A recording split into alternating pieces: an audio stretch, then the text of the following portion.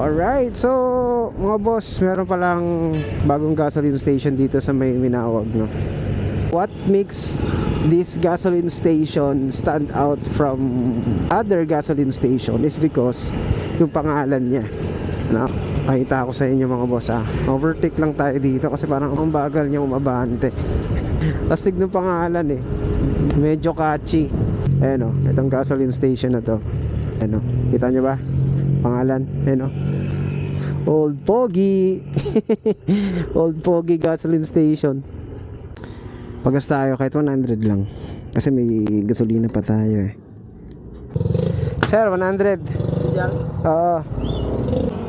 Alright, dyan yun mga boss, Old Pogi. Yung Old Pogi na yan, pag nirumble mo yung pangalan, mga letters, isa sa mabubuo mong word is Dipolog.